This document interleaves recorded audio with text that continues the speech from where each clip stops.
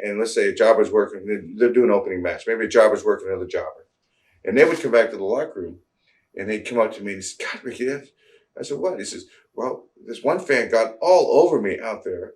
It's the first time it's ever happened. And she told me it's because this past weekend I worked with you on TV and I almost beat you. Huh. You know? And he said, God, it was great. It had nothing to do with the guy that I was working with. You know, right. She hated my guts because I almost beat you last week on TV. You know, but that's the, you know, that's some of the stuff that's being missed in our business. You know, God, that's. If you were able to, could you come back for at least one more match? Yeah. Really? Oh yeah. Wow. Yeah. Heartbeat. I mean, are you physically up for it? I mean, or is it something? No, my back is killing me. That's what my question was. Would you be able to actually step back in the ring today and wrestle one more match? I couldn't do the way right Steamboat used to work. Right. Very, very limited on my bumps and stuff, you know. If you come back one more time, who would it be with? Rick? Yeah. Flair? Yeah. Okay. People, I get that question asked too. My two favorite matches, Savage or Flair. Right. Come back and work with Savage or Flair. It's Flair. Mm. You know, I think I could still do. If I had a little more ring time, like 2 or 3 weeks, I think him and I could still do an hour. Wow. Wouldn't be the speed. Wouldn't be. I think the intensity would maybe be there. Definitely, our hearts would, because we're just so competitive with each other about when we work with each other. But I think the amazing factor is that if we did do it and went out there for an hour, everybody in the wrestling world would just be in awe of the fact that we did an hour. You know. What? Who are some of the guys that you still keep in touch with? Since Shane. Right. Speak to Flair maybe 3 or 4 times a year. God, what is his name? Out of Atlanta. Used to be a black referee. Then he was Teddy Long. Teddy Long. Right.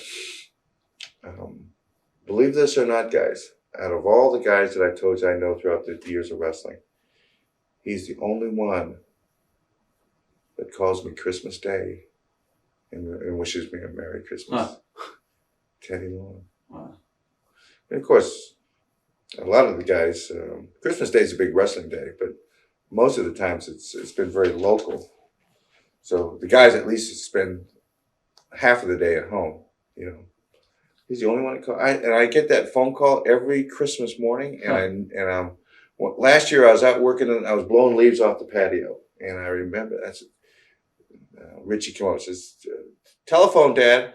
I knew who it was. He has not missed a lick for the last 5 years that I've been out of the business. The last 5, I said, "You know, Teddy, damn you," he says, "you're the only guy that calls me." Huh. You know. And he says, I never forget you, Steamer. I went to bat for him one time. You know, they were going to get rid of him or something, either in the manager capacity, and I got him to hang on to be a referee, or get rid of him as a referee capacity, and I got him to hang on to put him in the manager. But I got him to be able to stay with the company. Right. And from that, things got better for him, and his paychecks got better. He says, "I'll never forget you went to bat." I didn't really go to bat, honestly. Teddy, not honestly, didn't really, no. I just put in a couple of good words for you, and just let it go from there. And I guess they took that in consideration. Have you ever been approached to book any of the territories? No. Wouldn't want to either. Why is that? I think for so many years my work ethics are so etched in stone that I would maybe have a problem with. I'd like for it to be done this way. Mm-hmm. Or we would like for it to be done this way, and it's just not going to get done this way. What are your thoughts on today's wrestling and the current product? I feel for the guys, even the guys that are in with the major companies on a full-time basis, the newer guys especially, not The Rock or Triple H, or those guys. You know, they were around when I was around, okay? Maybe I'm 5 or 10 years prior to them, but they understood the timing and that. These newer guys that are coming into the business, it's hard for them to go out there and show ring psychology and timing when in today's business is a lot of it is just geared for TV and pay-per-view. You're limited to what, 7, 8, 9, 10 minutes at the most in a match.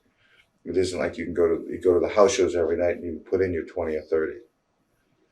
And that's the major difference that I see is that this talent, this generation of new talent, as the Flairs and the Savages and the Bret Harts, as we pass the torch to this generation of workers, they truly are not going to be able to experience the art form of what it means to know timing is right to do this. Timing is right for the babyface to start make his comeback. Timing is right for the heel to start getting some heat.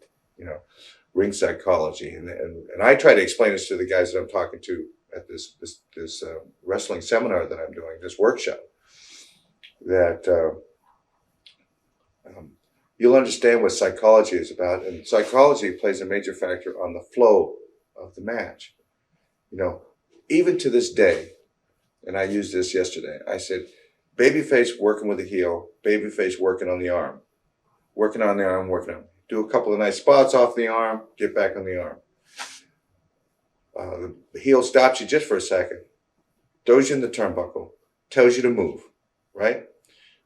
Babyface goes in the turnbuckle, here comes the heel, he charges with the big knee, you move out of the way, he goes down, all right? What does the babyface do? He goes to the leg now. All that first 3 or 4 minutes that he's working on this arm and coming off with nice spots off the arm and all this kind of stuff, working hard on it, shit can it, because now you went to his knee, Right. And then I guess if you continue working the leg, and let's say you do a spot in which the guy, the heel bends over for a backdrop, and you do a face bump. Right. What are you going to do? Go to the headlock? Right. They're lost. The guys are going, yeah, we see that even in today's major venue, the WWF, you see this with some of the talent, the earlier matches, the guys that are not the main event. But you have to think that the company has taken enough time to look at these guys and say, they're good enough, they know enough, that now we can feature them on our show. Well, I look at that and I go, I pick it apart, and I see this. Why did he work the arm? Oh, no. Oh, geez. The guy comes in with a big knee. Get back on the arm. Get back on the arm. Because everybody that is watching can relate. This babyface was smart enough to get back on that arm. Why? Because he just spent 3 or 4 minutes working the heck out of it. Oh, shit. He grabbed the leg. What are you doing? Right. Now you're starting from all over again to try and tell this story. Yeah. The art form is being lost out there, Robert. And it's not these guys' fault. It's just that they don't have the opportunity to work the way we used to work, All different, towns and different guys. Well, how about the different territories? Right. You could work Florida territory, and you go out there and watch the match, and you would watch all these different characters, right? And you'd work that territory for a year. Next thing you know, you go to Texas, right, and you watch those guys work. Wow. Everybody has their own style, Basically, everything's the same. A backdrop's a backdrop, an arm drag's an arm drag, thing off the top rope, thing off the top rope. It's all the same. But it's the body language, it's the movement that makes everything so different. Don't you think, Rob, that you've got a card of 9 matches?